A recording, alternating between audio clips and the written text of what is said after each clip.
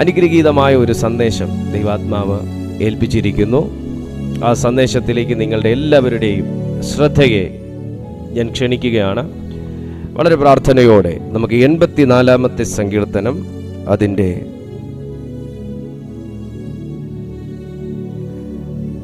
5-ാമത്തെ അനുഗ്രഹീതമായ തിരുവചനം നമുക്ക് വായിക്കാം. 84-ാമത്തെ സങ്കീർത്തനം 5-ാമത്തെ തിരുവചനം. വിശുദ്ധ ബൈബിളുള്ളവരെല്ലാം ബൈബിൾ എടുക്കട്ടെ.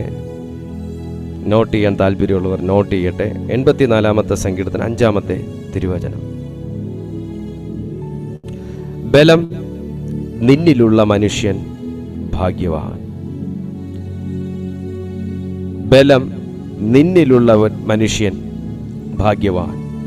ഇങ്ങനെയുള്ളവരുടെ മനസ്സിൽ സിയോനിലേക്കുള്ള പെരുവഴികൾ ഉണ്ട്. ബലം നിന്നിലുള്ള മനുഷ്യൻ ഭാഗ്യവാൻ. ബൈബിളിൽ ഭാഗ്യമുണ്ട് എന്ന് പറയുന്ന ഒരേ ഒരു ജീവി മനുഷ്യനാണ്. ബൈബിളിൽ ഭാഗ്യമുണ്ട് എന്ന് പറയുന്ന ഒരേ ഒരു ജീവി മനുഷ്യനാണ്. യേശു കയറിയ കഴുതയെപ്പോലും ഭാഗ്യമുണ്ട് എന്ന് പറയുന്നില്ല. എന്നാൽ യേശു കയറിയ ഒരു മനുഷ്യനെ സംബന്ധിച്ച് ഭാഗ്യവാൻ എന്ന വചനം പറയുന്നത്. ആമേൻ. ഇന്ന് ഈ തിരുവെഴുത്ത് കേട്ടോണ്ടിരിക്കുന്ന നിങ്ങൾ ദൗർഭാഗ്യം, നിർഭാഗ്യം, ശാപം, അസമാധാനം എന്നൊക്കെ നിങ്ങൾ പറയുമ്പോൾ യേശു കണ്ട, യേശു കയറിയ, യേശു സ്നേഹിക്കുന്ന നിങ്ങളെ നോക്കി ദൈവാത്മാവും ദൈവവചനവും പറയുന്നു, നിങ്ങൾ ഭാഗ്യവാനാണ്, നിങ്ങൾ ഭാഗ്യവതിയാണ്. നിങ്ങളുടെ ജീവിതത്തിൽ മറ്റുള്ളവർക്കുണ്ടായ ഭാഗ്യം ഒന്നും നിങ്ങൾക്ക് ഉണ്ടായി കാണത്തില്ല. നിങ്ങളിലേക്ക് വരാനുള്ളതുപോലും തടഞ്ഞു നിൽക്കുന്ന ഒരവസ്ഥയിലും അനുഭവത്തിലും നിൽക്കുമ്പോഴായിരിക്കാം ഇന്ന് ഈ വചനം പരിശുദ്ധാത്മാവ് കേൾപ്പിക്കുന്നത്. പക്ഷേ ദൈവത്തിൽ ആശ്രയിക്കുകയും ബലം ദൈവത്തിൽ നിന്ന് എന്ന് പറയുകയും ചെയ്യുന്ന ഒരു മനുഷ്യനെ, ഒരു വ്യക്തിയെ വിശുദ്ധ ബൈബിളും പരിശുദ്ധാത്മാവും അഡ്രസ് ചെയ്യുന്നത് ഭാഗ്യവാൻ എന്നാണ്. ഞാൻ ഈ സന്ദേശം പറഞ്ഞു തുടങ്ങുമ്പോൾ സുഹൃത്തെ, നിന്നിലേക്ക് വരാനുള്ളതിനെ തടയുകയും നീ ദൈവം നൽകുന്ന ഒന്ന് നിന്നിലേക്ക് വന്നാൽ നീ ഭാഗ്യവാൻ എന്ന് ലോകം പറയുന്നത് കൊണ്ട് നിന്റെ ഭാഗ്യത്തെ തടയുകയും നിന്റെ പേരിലേക്കും നിന്റെ കൈകളിലേക്കും വരേണ്ടതിനെ ബ്ലോക്ക് ചെയ്ത് വെക്കുകയും ചെയ്യുന്ന ചിലത് ദൈവത്തിൽ നിന്ന് ബലം പ്രാപിക്കുന്ന നിന്നോട് പരിശുദ്ധാത്മാവ് പറയുന്നു, ആ ബ്ലോക്കുകൾ ഇന്ന് ദൈവം ക്യാൻസൽ ചെയ്യുന്നു. ആ ബ്ലോക്കുകളെ ഇന്ന് പരിശുദ്ധാത്മാവ് റിമൂവ് ചെയ്യുന്നു. ആ തടസ്സത്തെ ദൈവം തകർക്കുന്നു. ബലം നിന്നിലുള്ള മനുഷ്യൻ, ബലം നിന്നിലുള്ള മനുഷ്യൻ, ബലം ദൈവത്തിലുള്ള മനുഷ്യൻ ഭാഗ്യവാൻ. ആമേൻ. ഈ സങ്കീർത്തനം എഴുതിയത് കോരഹ് പുത്രന്മാരാണ്.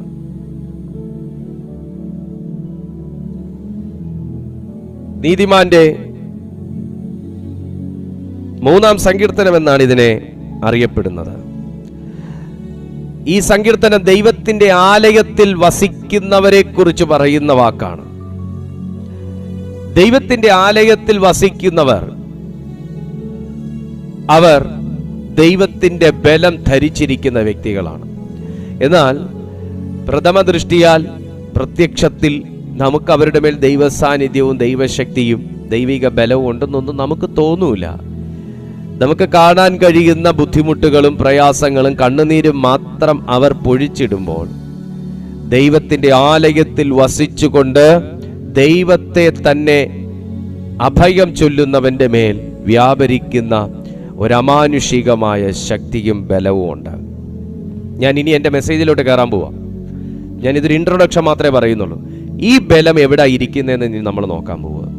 ഈ ബലത്തെക്കുറിച്ച് ഒത്തിരി പറയാനുണ്ട്. എന്നാൽ വളരെ ഒരു 20 മിനിറ്റിനകത്ത് ഞാൻ എൻ്റെ മെസ്സേജ് കൺക്ലൂഡ് ചെയ്യാൻ ദൈവകൃപയിൽ ശരണപ്പെടുന്നു. ഈ ബലം എവിടെ? ദൈവത്തെ ആരാധിച്ചിട്ട് എന്തെങ്കിലും പ്രയോജനമുണ്ടോ? ഇല്ല എന്ന് പറയാൻ തയ്യാറെടുക്കുന്ന ആരെങ്കിലും ഒക്കെ കാണും. ഫാസ്റ്റിംഗിൽ ഇരുന്നിട്ട് എന്തെങ്കിലും പ്രയോജനം ഉണ്ടായോ?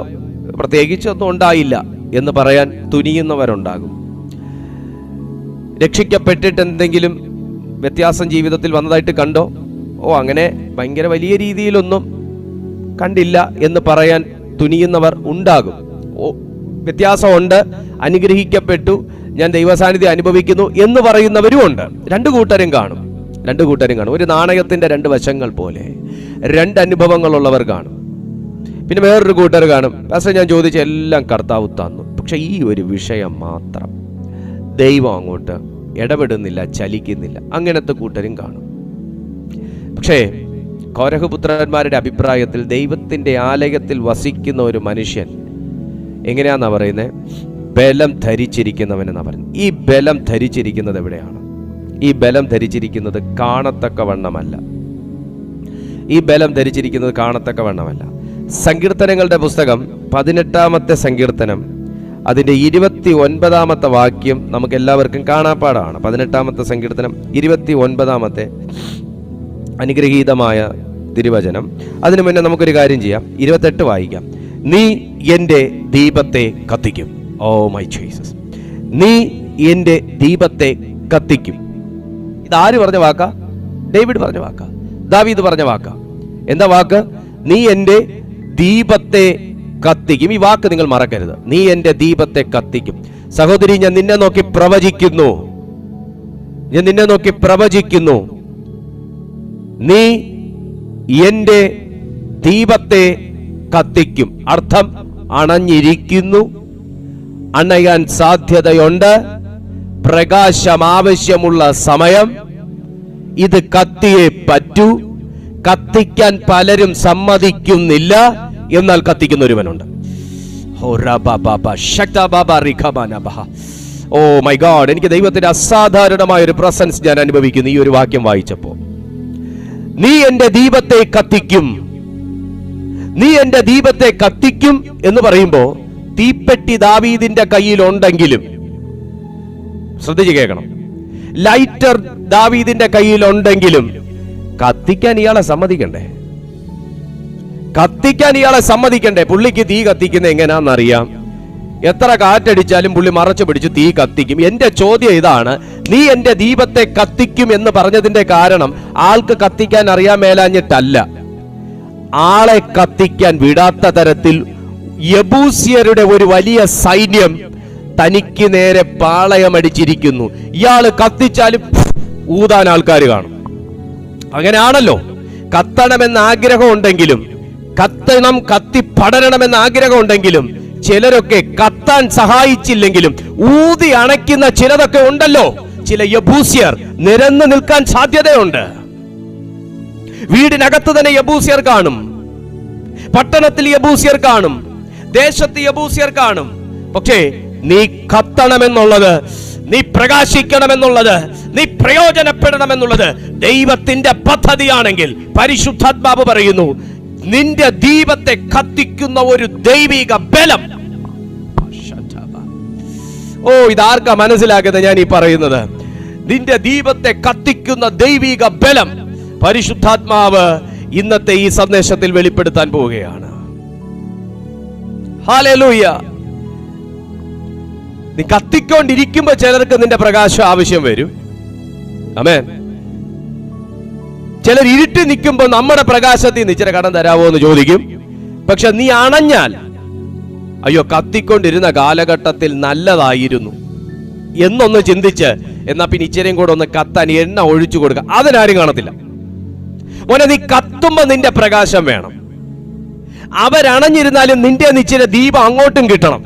പക്ഷെ നീ അണയുന്നു, നീ അണയാൻ പോകുന്നു, നിനക്ക് എണ്ണയുടെ സപ്പോർട്ട് ആവശ്യമുണ്ട്. എണ്ണയിൽ മുങ്ങിക്കിടന്നാലേ നീ കത്തൂ എന്നറിഞ്ഞിട്ട് ആരും കൊണ്ട് എണ്ണ പകർന്നു തരാറില്ല. പക്ഷേ ഒരു മനുഷ്യനോടും ഒരു മനുഷ്യനിലും ആശ്രയിക്കാത്ത ദാവീദ് പറയുന്നൊരു വാക്കുണ്ട്, നീ എൻ്റെ ദീപത്തെ കത്തിക്കും. നിന്റെ പേരിന്റെ മേലുള്ള പ്രകാശത്തെ അണയ്ക്കാൻ ശ്രമിക്കുന്ന, നിന്റെ നാട്ടിലുള്ള പ്രകാശത്തെ അണയ്ക്കാൻ ശ്രമിക്കുന്ന, കുടുംബത്തിലുള്ള പ്രകാശത്തെ അണയ്ക്കാൻ ശ്രമിക്കുന്ന, നിന്റെ ആത്മാവിന്റെ വെളിച്ചത്തെ കെടുത്താൻ ശ്രമിക്കുന്ന നിന്റെ പ്രാർത്ഥനയുടെ തീയെ കെടുത്താൻ ശ്രമിക്കുന്ന ചില ദുർശക്തികളെ തകർത്തുകൊണ്ട് നിന്റെ ദീപത്തെ കത്തിക്കുന്ന ഒരു ദൈവിക ബലം യേശുവിന്റെ നാമത്തിൽ ദൈവാത്മാവ് നിന്നോടാ പറയുന്നേ, നിന്റെ പ്രാർത്ഥനയുടെ തീ അണഞ്ഞു പോകല്ല. ആമേൻ. ആമേൻ പറയാൻ ആരെങ്കിലും ഉണ്ടോ ഇതിനകത്ത്? ആമേൻ പറയാൻ ആരെങ്കിലും ഉണ്ടോ? നിന്റെ പ്രാർത്ഥനയുടെ തീ അണഞ്ഞു പോകരുത്. നിന്റെ വിശ്വാസത്തിന്റെ തീ അണഞ്ഞു പോകരുത്. ഓ ജീസസ്, നിന്റെ വിശ്വാസത്തിന്റെ തീ അണഞ്ഞു പോകരുത്. നിന്റെ വിശ്വാസത്തിന്റെ തീ അണഞ്ഞു പോകരുത്. നീ എന്റെ ദീപത്തെ കത്തിക്കും. ഇത് ദാവീദിന്റെ തിരിച്ചറിവാണ്. ഹല്ലേലൂയ. നീ എന്റെ ദീപത്തെ കത്തിക്കും. തീ കത്തിയിരുന്നാൽ മാത്രമേ ഇരുട്ടിനെ ഭയപ്പെടാതെ നിനക്ക് മുമ്പോട്ട് പോകാൻ പറ്റൂ. ബലം നിന്നിലുള്ള മനുഷ്യൻ ഭാഗ്യവാൻ എന്ന് പറയുമ്പോ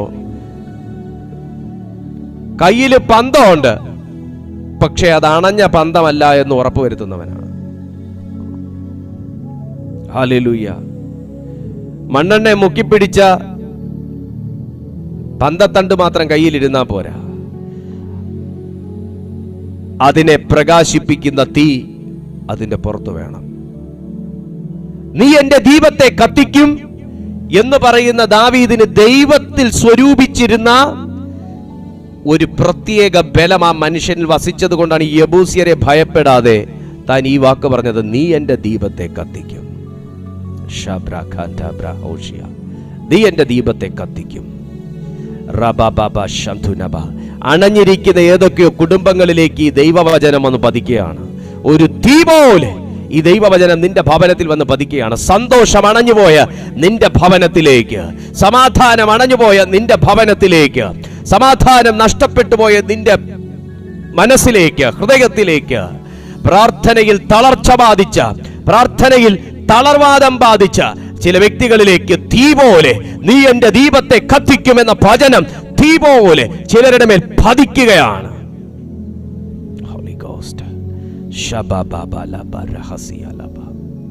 എന്താ പറയുന്നേ? ഞാൻ പടക്കൂട്ടത്തിന് നേരെ പാഞ്ഞെടുക്കും, ഞാനിപ്പം തകർക്കും, ഞാനിപ്പം ഭയങ്കര സംഭവമാവും എന്നൊക്കെ ദാവീദ് പറയുന്നതിന് മുന്നേ ആള് പറയേണ്ട വാക്ക് പറഞ്ഞു എന്ന് മറക്കരുത്. നമ്മൾ എപ്പോഴും പറയുന്നത് എന്താ? ഇതിനാൽ ഞാൻ ഈ പടക്കൂട്ടത്തിന് നേരെ പാഞ്ഞു ചെല്ലും, അവനാൽ ഞാൻ ഈ മതിൽ ചാടിക്കിടക്കും, അല്ലേ? അതെന്തുകൊണ്ട് ആള് പറഞ്ഞേ? താൻ ഓടുമ്പോ അണഞ്ഞു പോകാത്ത നിലയിൽ കത്തിക്കുന്ന ഒരു തീയെ കുറിച്ച് ആൾക്ക് അറിയാന്നുള്ളതുകൊണ്ട്. നീ ഒറ്റയ്ക്ക് യുദ്ധത്തിനിറങ്ങുമ്പോ, നീ ഒറ്റയ്ക്ക് പ്രാർത്ഥിച്ച് പോരാടാനായിട്ട് ഇറങ്ങുമ്പോ, നീ ഒറ്റയ്ക്ക് ചില തീരുമാനങ്ങൾ എടുക്കുമ്പോ, നീ ഒറ്റയ്ക്കായി പോകുമ്പോ, കുഞ്ഞെ, യെബൂസ്യരുടെ കൂട്ടത്തെ കണ്ട് നീ ഭയപ്പെട്ടു പോകല്ല. അല്ല, യെബൂസ്യരുടെ കൂട്ടത്തെ കണ്ട് നീ ഭയപ്പെടാതിരിക്കണമെങ്കിൽ, ചില പരാക്രമശാലികളെ കണ്ട് നീ ഭയപ്പെടാതിരിക്കണമെങ്കിൽ, ചില നിഷ്ഠൂരന്മാരെയും ക്രൂരഹൃദയമുള്ളവരെയും ക്രൂരമായി മുറിവേൽപ്പിക്കുന്നവരെയും കണ്ട് നീ ഭയപ്പെടാതിരിക്കണമെങ്കിൽ നീ ഈ വാക്കേറ്റ് പറയണം, ഞാൻ അണയാത്ത ഒരു വ്യക്തിയാണ്. എന്റെ പ്രാർത്ഥന കത്തിച്ചു തരുന്നൊരു ദൈവമുണ്ട്. എന്റെ വിശ്വാസം കത്തിച്ചു തരുന്നൊരു ദൈവമുണ്ട്. എന്റെ ദൈവവുമായിട്ടുള്ള ബന്ധം കത്തിച്ചു തരുന്നൊരു ദൈവമുണ്ട്. ഹല്ലേലൂയ. നീ എന്റെ ദീപത്തെ കത്തിക്കും. നീ എന്റെ ദീപത്തെ കത്തിക്കും. എന്റെ ദൈവമായ യഹോവ എന്റെ അന്ധകാരത്തെ പ്രകാശമാക്കും. കത്തിയാലേ അന്ധകാരം വിട്ടുമാറത്തുള്ളൂ. തീ കത്തിച്ചിട്ട് ആരെങ്കിലും ശാസിക്കുന്ന കണ്ടിട്ടുണ്ടോ? തീ കത്തിച്ചിട്ട് യേശുവിന്റെ നാമത്തിൽ ഇരുട്ടെ മാറിപ്പോ പറയുന്ന കണ്ടിട്ടുണ്ടോ? മോനെ, കത്തേണ്ട പോലെ കത്തിയാൽ അന്ധകാരത്തിന് നിൽക്കാനുള്ള ഒരു പെൻ പോയിന്റ് പോലും വെക്കാത്ത നിലയിലുള്ള തീയാണ് നിന്റെ മേൽ കത്തുന്നതെങ്കിൽ ഇരുട്ട് നിന്റെ മുമ്പിൽ നിൽക്കത്തില്ല, അന്ധകാരം നിന്റെ ജീവിതത്തിൽ കാണത്തില്ല. അന്ധകാരമാണ് പലതിനെയും മൂടി വയ്ക്കുന്നത്. അന്ധകാരമാണ് പലതും നിന്നിൽ നിന്ന് മറച്ചു പിടിക്കുന്നത്.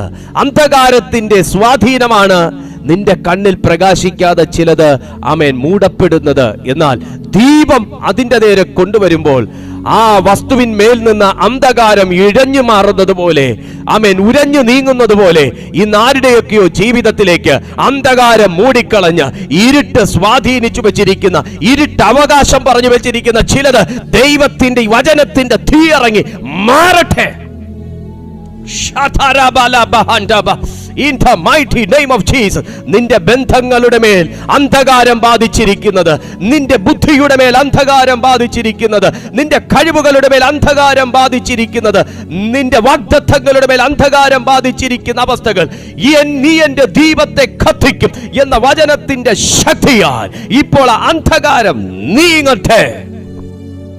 The Holy Ghost, the Holy Ghost, the power of God in the name of Jesus. ഈ സെക്കൻഡിൽ തന്നെ ദൈവത്തിന്റെ തീ ചിലരുടെ മേൽ കത്തുന്നു. അന്ധകാരം ആരും ശാസിക്കാതെ ദൈവ തീയിൽ പൂർണ്ണമായി ഭവനം വിട്ടു മാറട്ടെ. Almighty Jesus name. Holy Ghost, നീ എന്റെ ദീപത്തെ കത്തിക്കും. ചില കൂട്ടുകെട്ടുകൾ നിന്റെ ദീപത്തെ കത്തിക്കാൻ സഹായിക്കുന്നു എങ്കിൽ അന്ധകാരം ആ കൂട്ടുകെട്ടുകളെ മൂടാൻ സാധ്യതയുണ്ട്. ചില ബന്ധങ്ങൾ നിന്റെ ദീപത്തെ ജ്വലിപ്പിക്കാൻ സഹായിക്കുന്നു എന്നുണ്ടെങ്കിൽ ആ ബന്ധങ്ങളെ അന്ധകാരം മൂടാൻ സാധ്യതയുണ്ട്. ചില സന്ദേശങ്ങൾ നിന്നിലെ ദീപത്തെ കത്തിക്കാൻ ജ്വലിപ്പിക്കാൻ സഹായിക്കുന്നു എന്നുണ്ടെങ്കിൽ അതെന്നേക്കും നിന്നിൽ നിന്ന് മറച്ചു കളയാൻ സാധ്യതയുണ്ട്. എന്നാൽ ഇന്ന് നിന്റെ ദീപത്തെ കത്തിക്കാൻ നിന്നെ സഹായിക്കുന്നതിന്റെ മേൽ ശത്രു ഇട്ടിരിക്കുന്ന മുദ്രകളെ ദൈവത്തിന്റെ പരിശുദ്ധാത്മാവ് ഈ സെക്കൻഡിൽ വചനത്താൽ തകർത്തു മാറ്റുകയാണ്.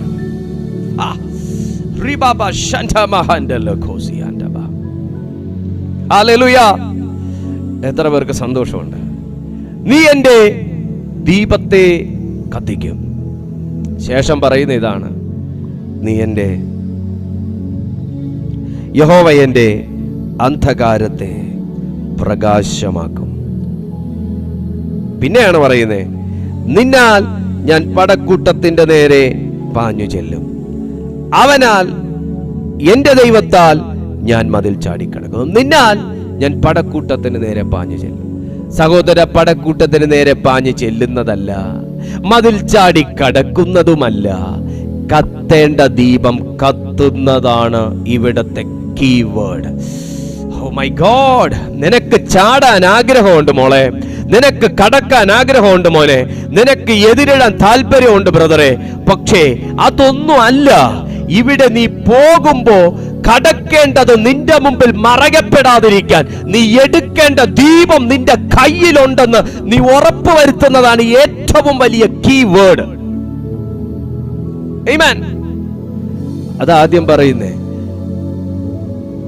അവൻ എന്റെ ദീപത്തെ കത്തിക്കും, നീ എന്റെ ദീപത്തെ കത്തിക്കും. ഹല്ലേലൂയ. പലരും വെപ്രാളം കാരണവും അതിബുദ്ധി കാരണവും ഓടിച്ചെന്ന് മതിൽ ചാടിക്കടക്കാൻ ശ്രമിക്കുമ്പോൾ മുട്ടിടിച്ച് താഴെ വീണ് കിടക്കുന്നതിന്റെ കാരണം ദീപം കത്തേണ്ട പോലെ കത്താത്ത, നിന്റെ മുമ്പിൽ നിൽക്കുന്ന മതിലിന്റെ ഉയരം അറിഞ്ഞിട്ട് വേണം ചാടാൻ പറ്റുമെന്ന് തീരുമാനിക്കാൻ. ഹല്ലേലൂയ. നമ്മുടെ വീടിന് ചുറ്റും കെട്ടിയേക്കുന്ന കോമ്പൗണ്ട് വാള് ചിലപ്പോൾ നീ ചാടിക്കടക്കും. പക്ഷെ പൂജപ്പുര സെൻട്രൽ ജയിലിന്റെ മതിൽ ചാടിക്കടക്കുമെന്ന് ആ ലാഘവത്തിൽ സംസാരിക്കില്ല. ഇപ്പൊ കത്തിയോ? നമ്മുടെ വീടിന്റെ കോമ്പൗണ്ട് വാൾ ചിലപ്പോൾ നമ്മൾ ചാടിക്കടക്കും.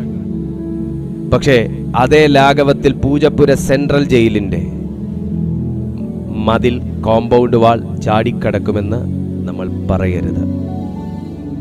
കാരണം വീടിന്റെ കോമ്പൗണ്ട് വാൾ കെട്ടിയേക്കുന്ന പോലല്ല അവിടെ കെട്ടിയേക്കുന്നത്. വീടിന്റെ കോമ്പൗണ്ട് വാളിന്റെ ഹൈറ്റും വിട്ടും അല്ല അവിടുത്തത്, ഇവിടുത്തെ സ്വഭാവമല്ല അവിടുത്തെ. അവിടെ ചാടിക്കിടന്ന വിവരം അറിയും. ഹല്ലേലൂയ.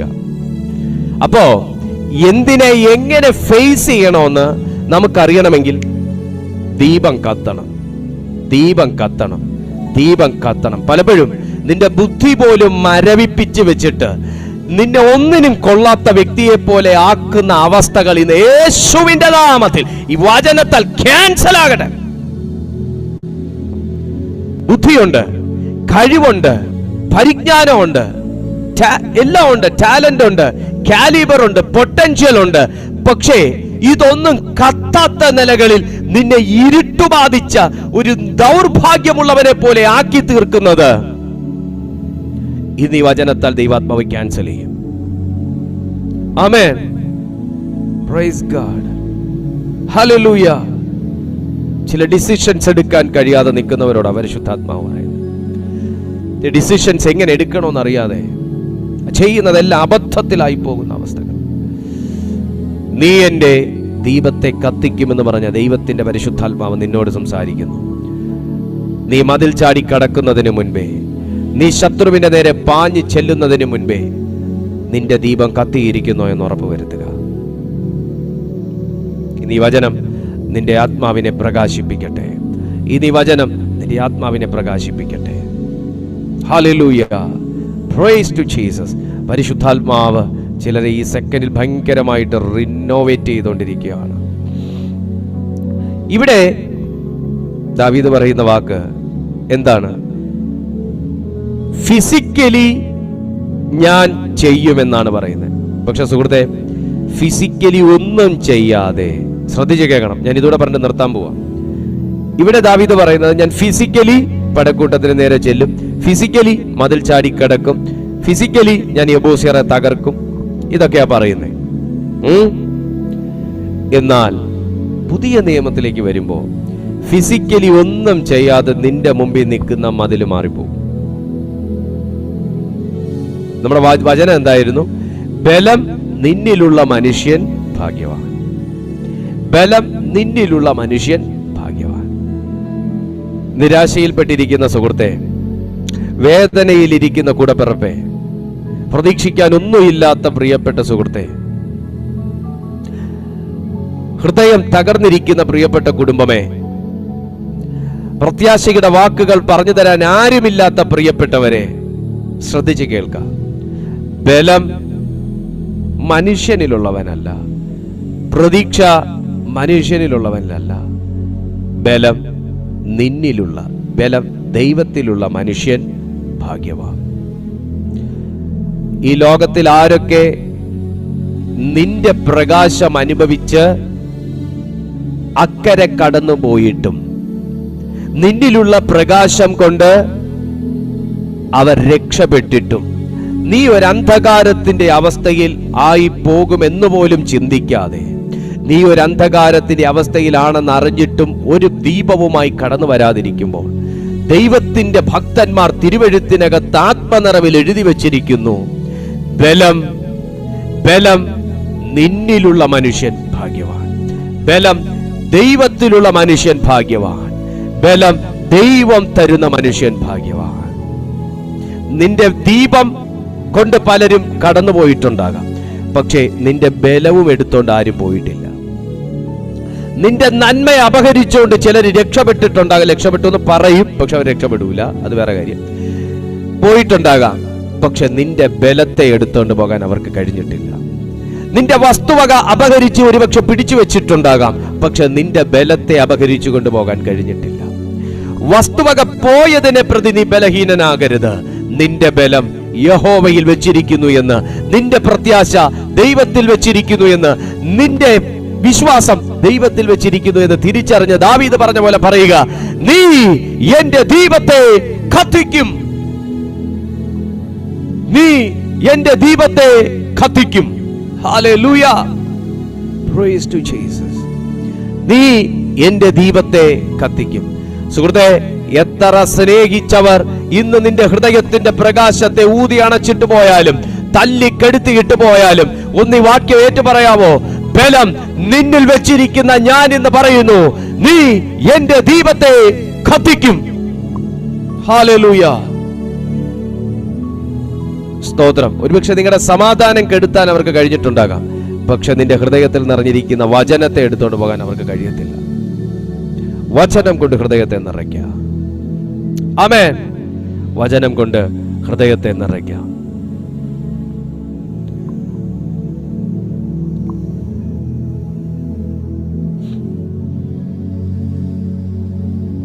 ഇവിടെ ഫിസിക്കലി ദാവീദ് പറയാണ്, ഞാൻ ഇതിനെ ചാടിക്കിടക്കും. പക്ഷെ പുതിയ നിയമത്തിലേക്ക് വരുമ്പോൾ സുഹൃത്തെ, ബലം വെച്ചിരിക്കുന്നത് നിന്റെ നാവിലാണ്.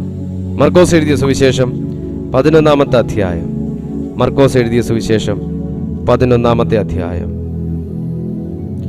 Oh Jesus. മർക്കോസ് എഴുതിയ സുവിശേഷം 11-ാമത്തെ അധ്യായം, അതിന് 23-ാമത്തെ വാക്യം നോക്കിയേ. 23-ാമത്തെ വാക്യം. മർക്കോസ് 11:23.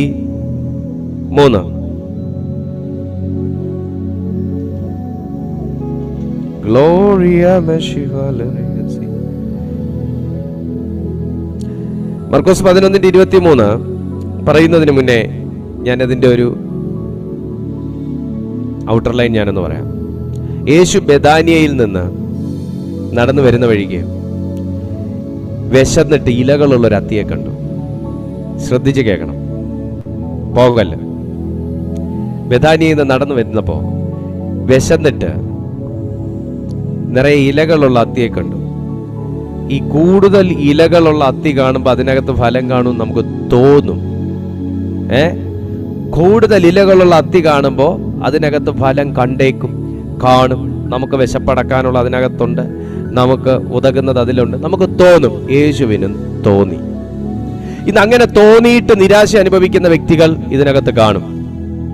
കൂടുതൽ സ്നേഹം കാണിക്കുമ്പോൾ, കൂടുതൽ അടുപ്പം കാണിക്കുമ്പോൾ, കൂടുതൽ നമ്മളുമായി സഹകരിക്കാൻ വരുമ്പോൾ, ഒത്തിരി ഇലകൾ കാണുമ്പോൾ നമുക്ക് നമ്മളെ ടേക്ക് കെയർ ചെയ്യാനായിരിക്കും. അന്ത്യത്തോളം നമ്മുടെ കൂടെ കാണും. നമുക്കൊരു മേലാഴിക വരുമ്പോൾ നമുക്ക് യേശുവിനും അങ്ങനെ തോന്നി. യേശുവിനും അങ്ങനെ തോന്നി.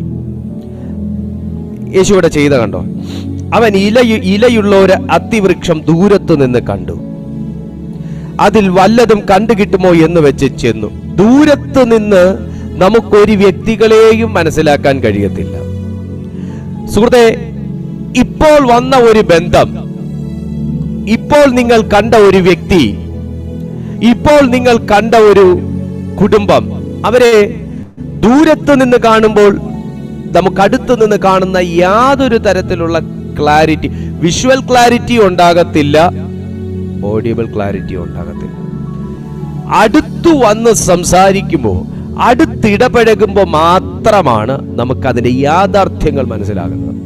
ഒറ്റ നോട്ടത്തിൽ കാണുന്ന ആരെയും നീ എൻ്റെ ചങ്കാണ്, നീ എൻ്റെ കരളാണ്, നീ എൻ്റെ കൽബാണ് എന്നൊന്നും പറഞ്ഞ് എടുത്ത് തലമേൽ വെക്കല്ല. Praise to Jesus. തിരുവെടുത്ത് പറയുന്നത് നോക്കിയേ, യേശു എന്താ ചെയ്തേ? ദൂരത്തുനിന്ന് നോക്കിയപ്പോ ഒത്തിരി ഇല കണ്ടു. നമുക്ക് ഇലകളുള്ള ആത്മീയ ജീവിതം നമുക്ക് കാണിക്കണ്ട ആരുടെ മുമ്പിലും. ഇലകളുള്ള ആത്മീയ ജീവിതം ആരെയും കാണിക്കണ്ട. ദൂരെ നിന്ന് കാണുന്നവർ നിനക്ക് മാർക്കിടും, പക്ഷെ അടുത്ത് കാണുന്ന കർത്താവ് നിനക്ക് മാർക്കിടത്തില്ല. ഹല്ലേലൂയ. ഒത്തിരി ഇലകൾ കാണും. ഇലകൾ കൊണ്ട് മൂടി വെക്കുന്നത് തന്നെ ഫലമില്ലെന്ന് തിരിച്ചറിയാതിരിക്കാൻ.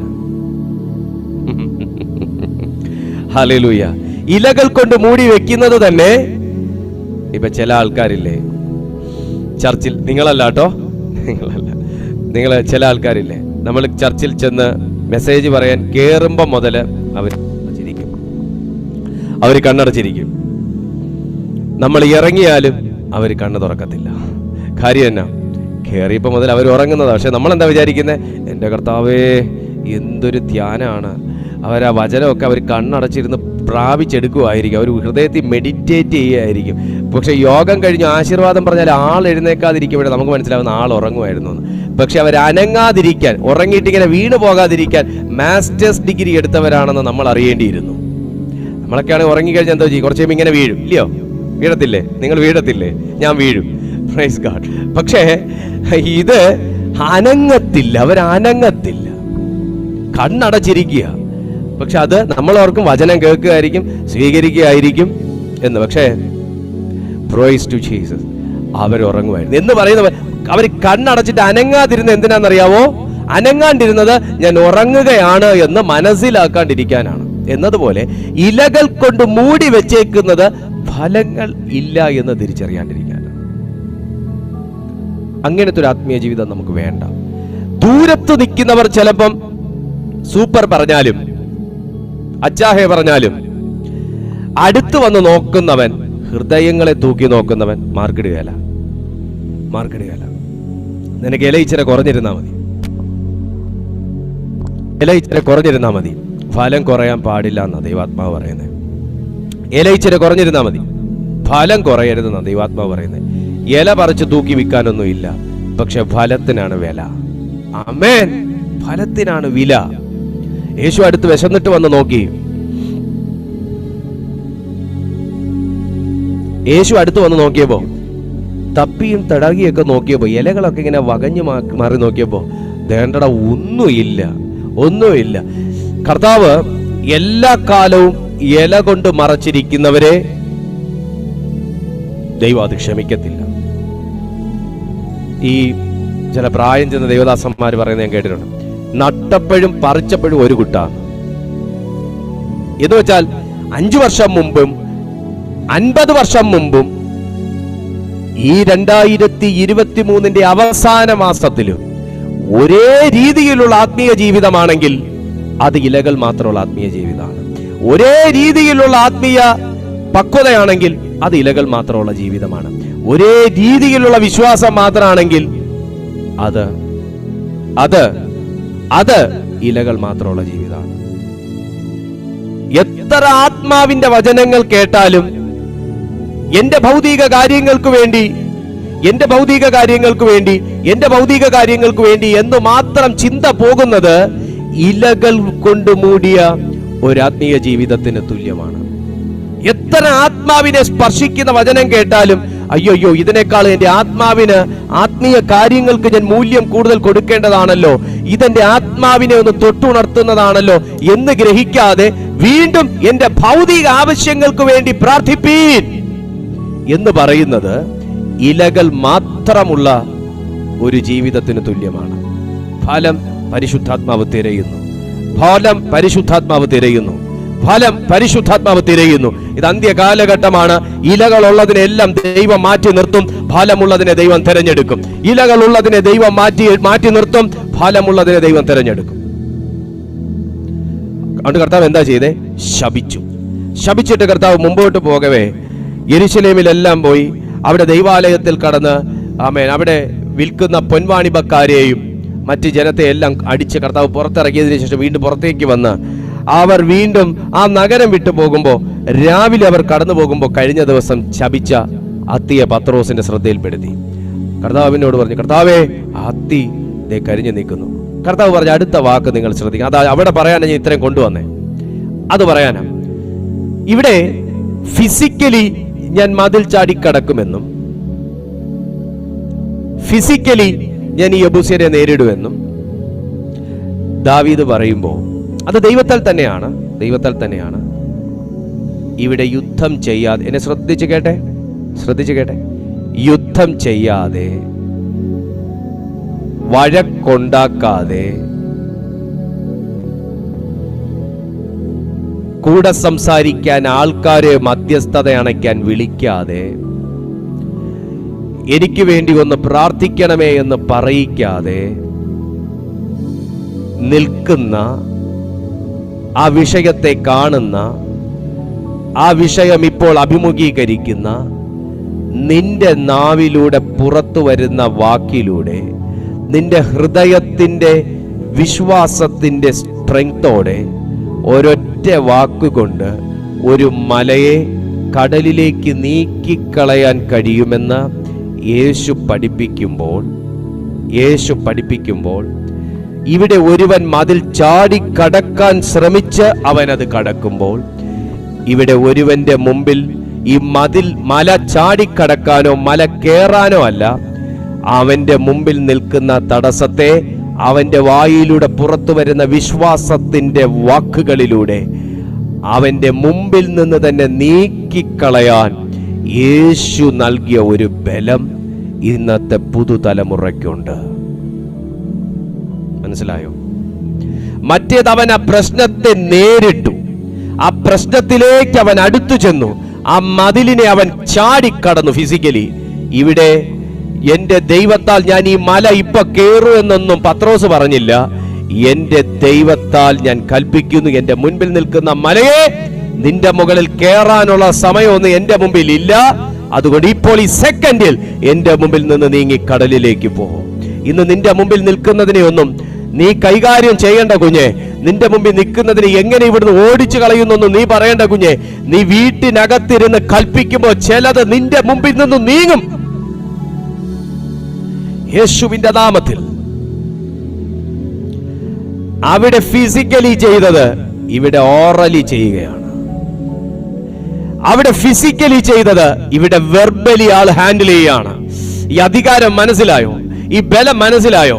ഇത് യേശു നമുക്ക് തന്ന ബലമാണ്. ഇവിടെ മലകേറി സമയം കളയാനില്ല. ഇവിടെ മലകേറി സമയം കളയാനില്ല. ഇവിടെ മലയോട് മാറാനാ കൽപ്പിക്കുന്നത്. ഇവിടെയാ ദാവീദ് പറഞ്ഞത്, നീ എന്റെ ദീപത്തെ കത്തിക്കും, നീ എന്റെ വിശ്വാസത്തിന്റെ ദീപത്തെ കത്തിക്കും, നീ എന്റെ ആരോഗ്യത്തിന്റെ ദീപത്തെ കത്തിക്കും, നീ എന്റെ പ്രതീക്ഷയുടെ ദീപത്തെ കത്തിക്കും, നീ കത്തിക്കും. മനുഷ്യൻ അണച്ചതിനെ നീ കത്തിക്കും. മനുഷ്യൻ അണച്ചതിനെ ദൈവം കത്തിക്കും കുഞ്ഞെ, സംശയിക്കില്ല. മനുഷ്യൻ അണച്ചതിനെ ദൈവം കത്തിക്കും. അതാ യേശു പറയുന്നത്. യേശു അവരോട് ഉത്തരം പറഞ്ഞത്, ദൈവത്തിൽ വിശ്വാസമുള്ളവരായിരിക്കുവിൻ. കേട്ടോ, ദൈവത്തിൽ വിശ്വാസമുള്ളവരായിരിക്കുവിൻ. ആരെങ്കിലും തന്റെ ഹൃദയത്തിൽ സംശയിക്കാതെ താൻ പറയുന്നത് സംഭവിക്കുമെന്ന് വിശ്വസിച്ചും കൊണ്ട് ഈ മലയോട് നീ നീങ്ങി കടലിൽ ചാടിപ്പോകുക എന്ന് പറഞ്ഞാൽ അവൻ പറഞ്ഞതുപോലെ സംഭവിക്കുമെന്ന് ഞാൻ സത്യമായിട്ട് നിങ്ങളോട് പറയുന്നു. ഞാൻ സത്യമായിട്ട് നിങ്ങളോട് പറയുന്നു. കർത്താവ് ഇന്ന് നിങ്ങളോട് പറയുക, നിങ്ങളുടെ ദീപത്തെ ദൈവം കത്തിക്കും. നിങ്ങളുടെ ബലം, നിങ്ങളുടെ വിശ്വാസം, നിങ്ങളുടെ പ്രത്യാശ ദൈവത്തിലാണെങ്കിൽ നിങ്ങളുടെ ദീപത്തെ കർത്താവ് കത്തിക്കും. സുഹൃത്തെ, നീ ഒന്നും എടുത്തു മാറ്റാൻ പോകണ്ട. നീ ആരോടും തല്ലുപിടിക്കാൻ പോകണ്ട. നീ ആരോടും വാവെക്കാൻ പോകണ്ട.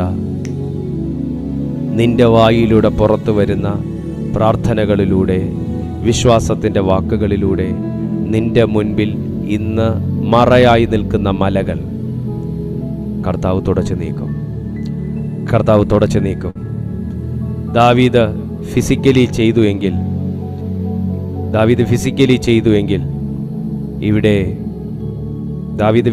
ചെയ്തുവെങ്കിൽ ഇവിടെ പുതുനിയമ തലമുറയോട് പരിശുദ്ധാത്മാവ് പറയുന്നത് നീ വെർബലി ചിലത് ചെയ്യും. നീ കൽപ്പിക്കുമ്പോൾ ചിലത് സംഭവിക്കും.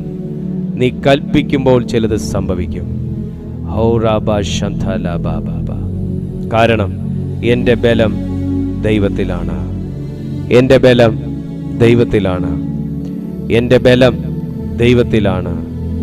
പറഞ്ഞേ, എൻ്റെ ബലം ദൈവത്തിലാണ്. മനുഷ്യർ നിന്നെ ബലഹീനനെന്ന് എണ്ണി കാണാം. മനുഷ്യർ നിന്നെ അകറ്റി നിർത്തി കാണാം. മനുഷ്യർ നിന്നെ അവോയ്ഡ് ചെയ്ത് കാണാം. പക്ഷേ ദൈവം നിന്നെ അവോയ്ഡ് ചെയ്തിട്ടില്ല സുഹൃത്തെ. ബലം നിന്നിലുള്ള മനുഷ്യൻ ഭാഗ്യവാൻ. ബലം നിന്നിലുള്ള മനുഷ്യൻ ഭാഗ്യവാൻ. ബലം നിന്നിലുള്ള മനുഷ്യൻ ഭാഗ്യവാൻ. പറഞ്ഞേ, ബലം നിന്നിലുള്ള മനുഷ്യൻ ഭാഗ്യവാൻ. ബലം നിന്നിലുള്ള മനുഷ്യൻ ഭാഗ്യവാൻ. അവൻ എന്റെ ദീപത്തെ കത്തിക്കും. അവൻ എന്റെ ദീപത്തെ കത്തിക്കും.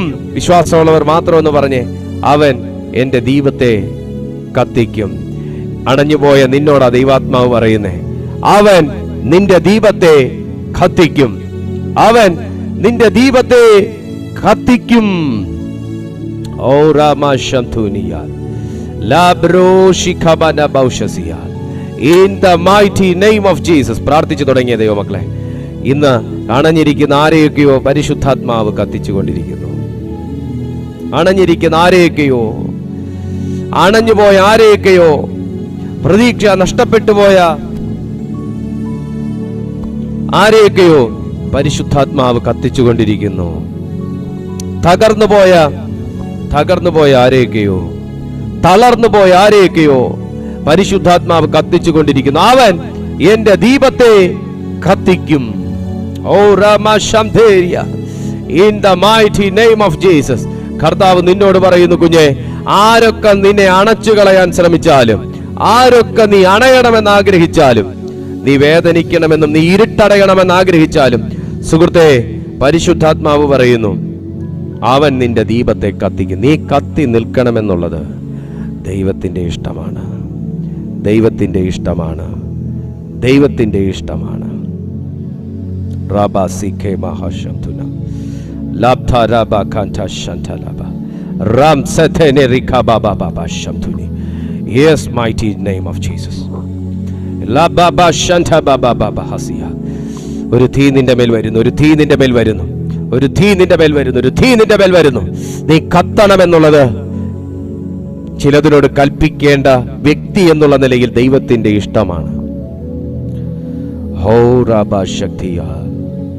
Glory, I'm saying, Jesus name, Jesus name, Jesus name, Jesus name, Jesus name. Shaka makata la barika mana, antana barika la raboshi kenia, laptuna rohosi kena broshi kemaha. Jesus, Jesus, Jesus. കർത്താവ് നിങ്ങളെ സഹായിക്കും. പരിശുദ്ധാത്മാവ് നിങ്ങളെ heal ചെയ്യും. കർത്താവ് നിങ്ങളെ സൗഖ്യമാക്കും. കർത്താവ് നിങ്ങളെ ഫ്രീ ആക്കും. ചില ബോണ്ടേജ് പരിശുദ്ധാത്മാവ് പൊട്ടിക്കുന്നു. ബോണ്ടേജസ് ദൈവാത്മാവ് പൊട്ടിക്കുന്നു. നീ എന്റെ ദീപത്തെ കത്തിക്കും. Hallelujah, hallelujah. Oh Jesus. കർത്താവേ, ഞാൻ ഈ ജനത്തിനായി പ്രാർത്ഥിക്കുന്നു. ഞാൻ ഈ ജനത്തിനായി പ്രാർത്ഥിക്കുന്നു ഡാഡി. ദൈവത്തിന്റെ പരിശുദ്ധാത്മാവേ, ഈ ജനത്തെ അവിടുന്ന് ശക്തീകരിച്ചാട്ട്, ഈ ജനത്തെ അവിടുന്ന് സ്പർശിച്ചാട്ട്. ദൈവത്തിന്റെ വലിയ പ്രവൃത്തി ഈ ജനം കാണട്ടെ. ആ ദീപം ഇന്ന് ഇവരുടെ മേൽ കത്തട്ടെ. ഇവരെ അണച്ചു കളയുന്ന എല്ലാ ഇരുട്ടിന്റെ ശക്തികളും യേശുവിന്റെ നാമത്തിൽ തകർന്നു മാറട്ടെ. ദൈവത്തിന്റെ മഹാശക്തി കൊണ്ട് ഇവരെ നിറച്ചാട്ടെ. മുൻപോട്ട് വിടാത്ത പോലെ ഇവരുടെ വഴിയെ അടച്ചു വെക്കുന്ന എല്ലാ അന്ധകാരങ്ങളും ദൈവം കത്തിക്കുന്ന തീയാൽ കത്തി മാറട്ടെ. യേശുവിൻ നാമത്തിൽ തന്നെ. ആമേൻ, ആമേൻ, ആമേൻ.